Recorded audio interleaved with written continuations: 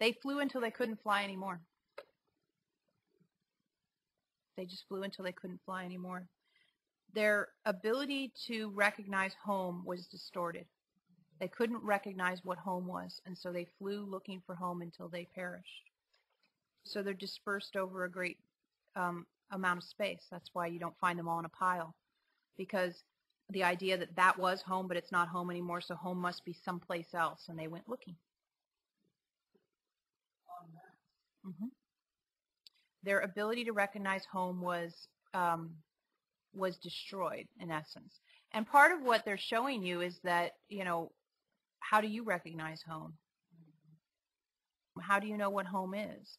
You know, and you look at bees, and they all live together, and they have a community, and, you know, some of you yearn for those days when you all lived as a community, and all of a sudden the bees can't figure out where home is.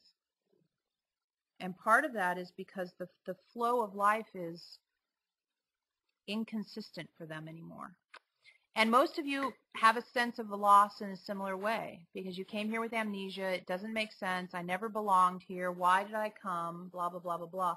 Your relationship to the idea of home can be very distorted, especially once you get past the four walls you live under, right? You live in this building. That's your house.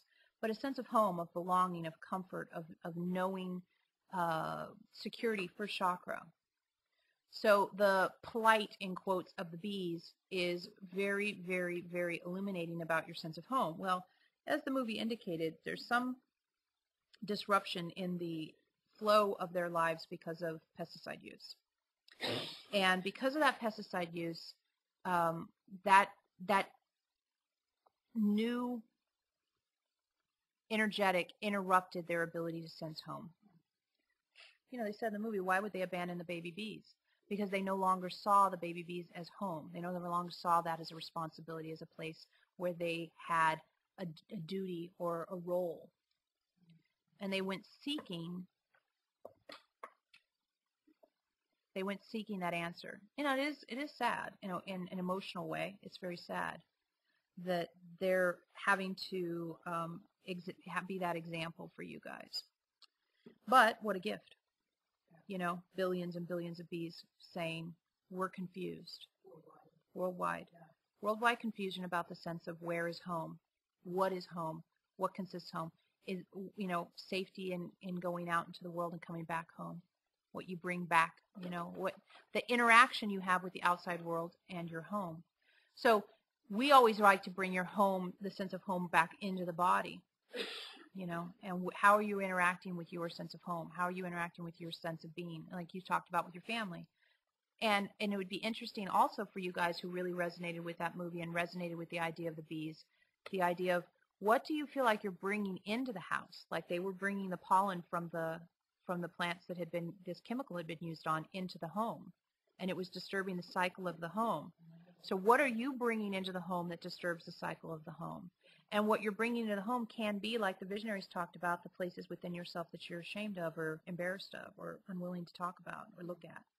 So there's that too. You know, what are you bringing into the home?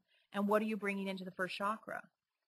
What fears are you bringing into the first chakra? Because in essence, you guys go out, you know, you go out into the world and then you bring that stuff into your body, just like the bees bring that pollen home. What are you bringing into your first chakra? How are you relating to your first chakra? And to the fears that you have around safety, security, money, stability, home. So they're all very good questions, you know, and not everybody's resonating with the plight of the bees, but if you are, those are some of the things we think they're illuminating to you. Also the idea that some of the chemicals that have been approved for use are not long-term, there's no long-term stability, sustainability in that use. And there's sometimes the sense that it's the opposite of lack. It's like a greed state. Like if we don't get 300 bushels per acre, then.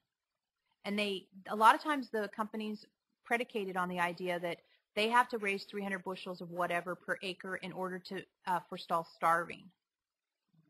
And it's like people will starve if. Well, the bees are starving because they can't properly nourish their young. They can't properly nourish themselves. So starving is still occurring. It's just occurring on a different level. And if you look at the land is sometimes not nourished. So it's like, let's grow a bunch of food using these means in order to feed, but what are you actually feeding? You're feeding people, but are you feeding them well? Are you feeding them things that they should, that help them grow? Are you feeding them things that nourish them? So it's like the opposite of lack. Sometimes that can be a sense of lack. We don't have, therefore we have to do, and then you end up having the same result as before, as you would have had. And you also, a lot of times, leave long-term effects in the soil and in the life forms that are abiding on the planet. So it's another place to look at yourself and say, where do I feel lack, and where do I feel a sense of greed, in the sense of I've got to gather, I've got to collect, and what is that? Hoard, because it's hoarding energy. That's the opposite of lack, is like hoarding, but it's lack based. You're still in lack. You're just hoarding to deal with your sense of lack. And, they'll say, well, we have to feed people. But you also really are trying to make money. So you're trying to make money, but you're saying it's because you want to feed people. Okay, that's an interesting idea. And if you really were only trying to feed people, you wouldn't be selling. You'd be giving. So let's be clear.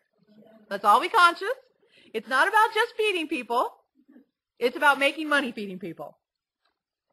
Okay, so let's be clear. So it has, they're giving you a lot of interesting ideas. What we would suspect is that if you could go, one of your scientist types could probably calculate how far a bee could fly before it died. 5 miles? 500 miles? In its lifetime? No, in one trip. 5 miles. Yeah, that's what we were going to say, 5 miles. If you went 5 miles away from these big beehive places, right after you had this colony collapse, we think that you'd probably see a radius. No, that's not, radius isn't the right word, is it? A circle? Yeah, a perimeter of that's where they are. They've flown until they died. They also flown until there wasn't that much life force. They sort of desiccated in essence too. Their life force and their bodies just gave out. Because really they just flew until they couldn't fly anymore. That's what we see happening.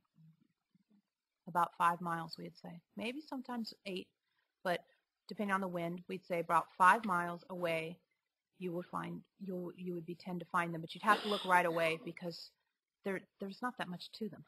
Right. They're not like crows, okay? They're just a little bee.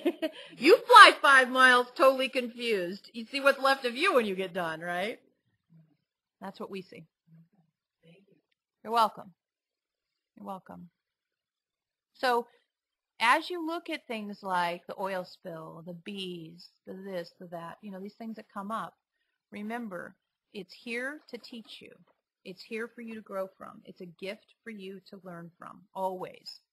So look at it from that perspective. It's not, oh, the poor bees. It's, what have the bees shown me? Always.